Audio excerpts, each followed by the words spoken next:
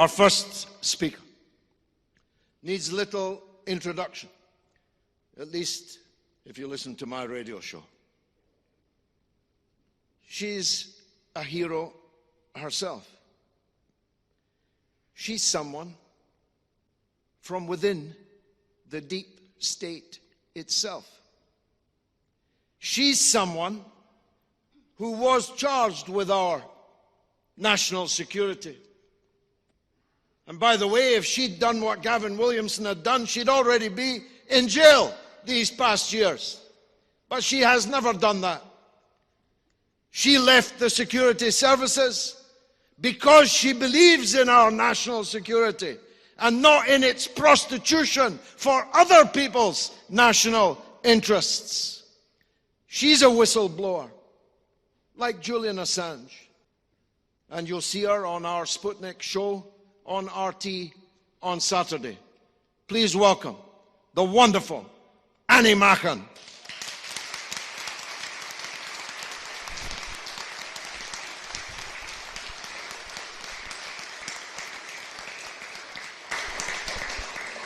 Well, thank you very much for that wonderful introduction, George. And thank you to all of you for coming tonight.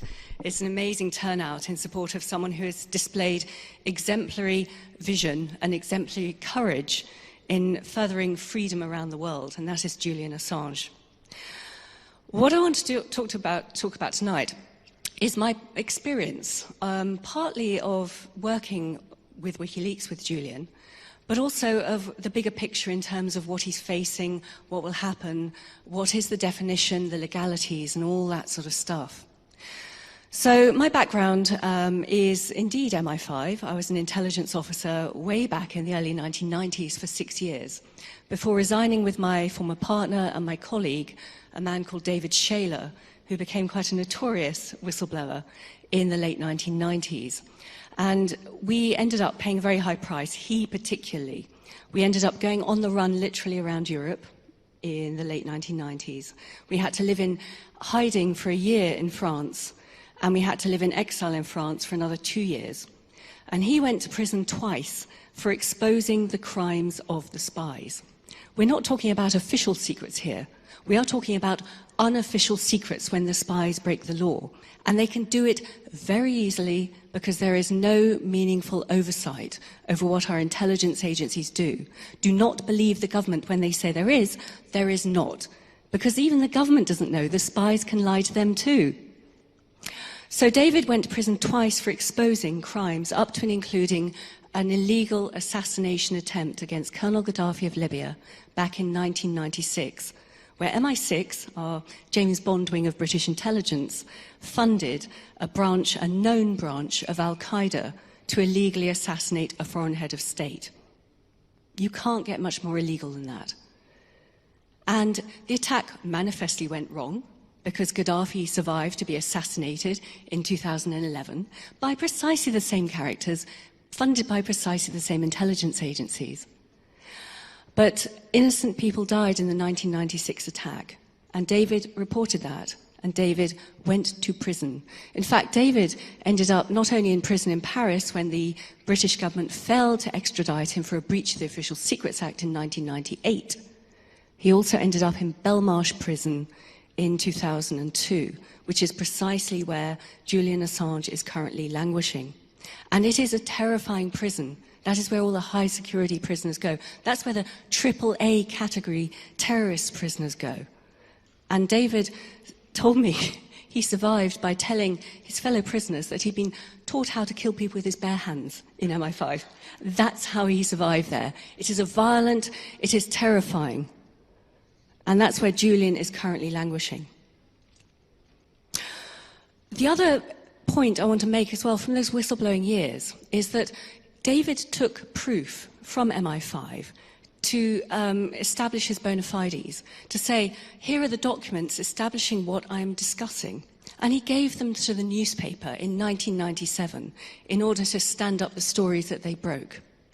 Now, of course, this is pre-widespread internet. I mean, it's like going back to the Jurassic era. And the newspaper insisted on keeping the copies of the documents. And then, of course, once the story broke, the Metropolitan Police went crashing in, to the newspaper and demanded the documents back out of the newspaper's safe. So David lost all proof of what he was trying to establish in the public interest. So fast forward about a decade.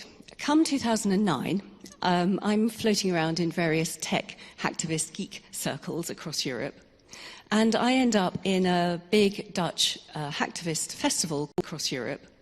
And I end up in a big Dutch hacktivist festival. Someone pointed out to me a man called Julian Assange and said, he's really interesting. He's recently set up an organization called WikiLeaks, which you might think is important. And when they explained what the point was, where whistleblowers and leakers could send information secretly to an organization called WikiLeaks, where that information would be stored, where the whistleblower didn't necessarily have to immediately identify themselves and face the full pushback against, from the state, where that they could prove what they were saying. I thought this is a really interesting concept. And the fact that Julian Assange came from the cypherpunk movement, where there was a movement from the 1990s. He had the really good technical nous to protect any source that wanted to donate information to him. I thought this is a wonderful mechanism. I wish it had existed back in the 1990s when David and I were trying to blow the whistle about MI5. So I met Julian at that event, and I stayed vaguely in contact with him over the years. And I have nothing but appreciation and awe for his courage in what he has done, not only to expose so much crucial information, not just about the American government, but about corporations and governments and war crimes around the planet over the last decade. I have nothing but admiration for what he personally has put up with when it was manifestly obvious back in 2011 or 12, whenever it was, when this threat about, rape allegations in Sweden came up, when he had been warned there would be some CIA sting operation against him, when he knew what the case would be against him, he still went ahead, and his staff as well, let's not forget them, still went ahead and continued to publish information that is very much in the public interest. I would like to say as well very clearly that that system has never failed. No source has ever been identified because of a technical failure. This is the coverage, this is the protection that Julian Assange, with his vision of WikiLeaks, has provided to whistleblowers around the world. Now, why do I think this is important? Because of my background, and because I can't help trying to organize and help people, I've been involved with a number of other organizations over the years, whistleblower organizations, and most notably organizations like the Veteran Intelligence Professionals for Sanity in America and the Sam Adams Associates for Integrity and Intelligence, who give an award every year to those who indeed display integrity and intelligence. And awards have gone to, of course, Julian, and of course people like Edward Snowden, Chelsea Manning, Thomas Drake, Bill Binney, Craig Murray, former ambassador of the UK, who exposed torture and got vilified for it. Many, many, many key whistleblowers have been honoured and supported by these groups. And we put out a memorandum to the UK government and to the US government only yesterday, saying that not only is what they are doing to Julian Assange going to have a chilling effect on the media, of course we know that, and I'm sure many of my fellow speakers are going to be speaking to that, but also that it is a chilling effect to future whistleblowers as well. And I want to be very clear about this. Julian Assange is not a whistleblower. He is a publisher, a high-tech publisher, a new model publisher who has broken the old mould of the old legacy media.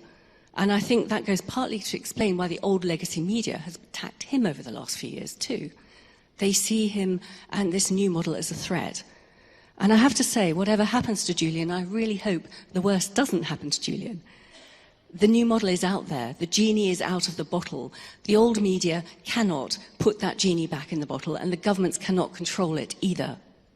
So let's hope for more whistleblowers. Having said that, just to update on what the legal situation is in this country, we are now facing a position where advice has been drawn up by the Law Commission for the government to consolidate, as they call it, the official secrecy laws in the UK. So at the moment, if you are an intelligence whistleblower, you face 2 years in prison. If you are a journalist covering and breaking the news of the story provided by that intelligence whistleblower, you potentially face 2 years in prison. If you are republishing something that is already in the public domain, you are legally allowed to do so. That comes out of the Peter Wright spycatcher ruling from back in the 1980s. What the Law Commission is now proposing to the government is to consolidate and tighten up our secrecy laws in this country. And what they are proposing is that whistleblowers coming out of the intelligence agency, the military and central government will now face 14 years in prison with no legal defence. Journalists reporting this information will now face 14 years with only no damage defence. And the prior publication of information will no longer be a defence under law if you reprint something. Now, this is appalling because the 14 years in prison is something that traitors face when they betray their country, not whistleblowers and not journalists. So the pushback, even in this country, is appalling. And the pusillanimous attitude taken by our government in not protecting someone like Julian Assange, who is a publisher, is appalling. The craven attitude of our mainstream media in this country, who are not laying out the facts about what Julian has achieved, is bloody appalling. And that's what we're facing at the moment. I speak a lot. For obvious reasons, I have been very concerned about my personal privacy being snooped on, because I am the gamekeeper indeed turned poacher. I know what the spies can do to follow you. So I've been speaking out about privacy and about whistleblowing for many, many years now. What I see now very clearly is a ghastly confluence of the corporate and the state. Now, if I were a psychiatrist, I would be aware of something they call the dark triad, which is the worst possible combination of psychiatric, sociopathic aspects in one human being. And in fact, they confluence very well in James Bond, if you're interested. The first one being Machiavellianism, the second one being narcissism, and the third one being psychopathy. It's a nasty combination. What I would say is what we're looking at the moment in what's going on in terms of our internet freedoms, I also would describe as the dark triad. So we're looking at three forces of darkness coming down to clamp down and prevent the future development of our internet freedoms. First of all, we're seeing the corporate side of things, be it big social media watching everything we do, be it copyright laws, intellectual property right laws, which we're seeing being pushed further and further even within the EU legislation recently. So that's the business side of things. Of course, there is a crackdown on hackers, criminals as they want to call them, or hacktivists, as many of us like to call them. And also, of course, there's what the spies do, which has been laid bare in all its gory detail ever since Edward Snowden went public, with a whole slew of information coming out about precisely how complicit the corporations were, and also how much the spies are doing to us and how they can frame people. What we've also seen as well, and I would recommend if you're not familiar with this, is a WikiLeaks disclosure a couple of years ago called Vault 7. And this was very interesting because it showed that the CIA had developed tools to make it look as if something were hacked, then it could be made to appear as if it were hacked by the Russian government or by the Chinese government. There are specific programs along these lines. So we have a situation now where what on earth can we believe on the internet? We are told there is fake news everywhere. We are told there are laws being put in place to crunch down on fake news, but those laws are being used to crunch down on freedom of expression as well. And indeed, just one final point, what we're looking at with what is happening to Julian Assange, a high-tech publisher being crushed by these ridiculous charges and faced with God knows what in the US if he is extradited. And we only have one charge. We know that there's been a secret grand jury convened for years, pulling together all sorts of other charges, potentially under the Espionage Act. What we are looking at is the very fulcrum that will kill our freedom on the internet, all of us. Not just for publishers, not just for journalists. It could disappear any of us. We will lose our freedom of expression. So the key final point here is the irony. Do you remember during the whole Russiagate hysteria post-Trump election, we had a situation where there was something called the dirty dossier pulled together by a former MI6 intelligence officer, Christopher Steele. Now, that turned out to be a bunch of rubbish, but he was sued in an American court by 3 of the Russian oligarchs he had traduced in this dirty dossier. And the judge in that case said very clearly in his final judgment, his final ruling at the end of that case, Christopher Steele, even though he is British, even though he is resident in Britain, is deserving of the First Amendment rights under the US Constitution, which means the right to freedom of expression, because what he did was in the public good. And yet now we see the point where someone like Julian Assange, an Australian living in Britain, is already explicitly denied, apparently, his right to the First Amendment, his right to freedom of expression, if he goes to the States. How is that justice? Well, we know there's no justice in this. This is a political act. But there are so many dark, swirling circles under what appears to be a fairly simple case of extradition.